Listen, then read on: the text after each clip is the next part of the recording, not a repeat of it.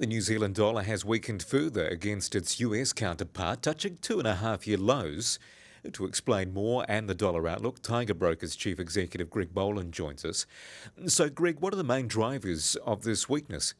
As you know, the Kiwi dollar is one of the 10 most actively traded currencies and definitely one of the riskier commodity currencies. So in this risk-off environment, the Kiwi dollar has been sold off about 15% year to date from around mid 6,800s to mid 5,800s today.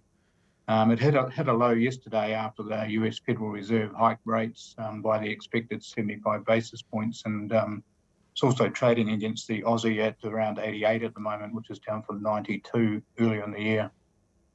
There's a number of factors, including the aggressive monetary policies by the various central banks and commodity price weakness, which is affecting New Zealand balance of payments. And things like higher oil prices and freight costs has definitely affected the Kiwi. Who's going to be hurting most from this?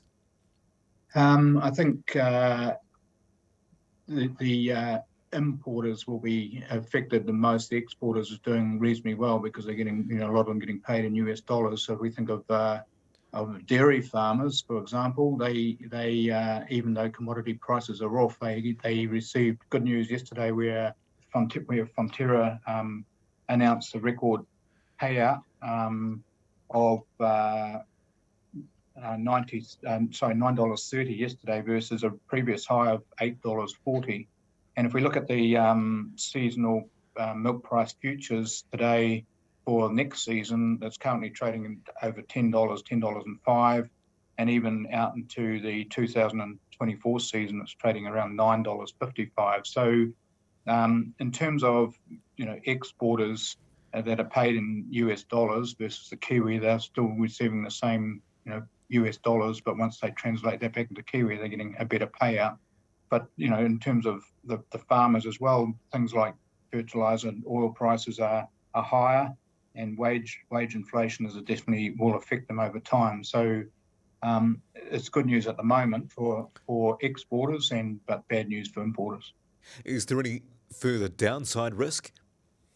Well, I think there is potentially, because if we look at US inflation, and this is one of the drivers as well, the US inflation rate was only 1.4% at the beginning of last year. It hit around 5.4 mid-year, and then 9.1% this year and 8.3% in August. So this stubborn inflation rate in globally, and in New Zealand it's around 7.3, US is in the mid eights, and that's going to be around for longer. So I think there could be further weakness in the Kiwi because of it. And if we look at think of those inflation numbers, 1.4% January last year, 5.4 June last year. The Fed didn't move until this year, so it was, in my opinion, well overdue to increase rates. And if we look at the Fed funds futures, that's predicting another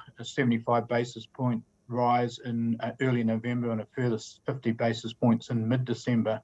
And so therefore, that will continue to affect the markets, and that's reflected in things like the S&P 500, the share market index in the US. It's down 21.5% year to date, and after that rate announcement yesterday, it fell well over 3%. And then you've got central banks, including New Zealand, which aren't done yet on their rate cycle. Yes, that's right. So, out of the 50 or 60 central banks around the world, they've all been very aggressive. Rate rises of 50 basis points each time. And in the US, this is the third 75-point rise, with a further one to come. And the next rate announcement in New Zealand will be the 5th of October, and we would expect another half-point rate rise at that time. Well, Greg Boland, thanks for joining us. Thank you, John. Thank you very much.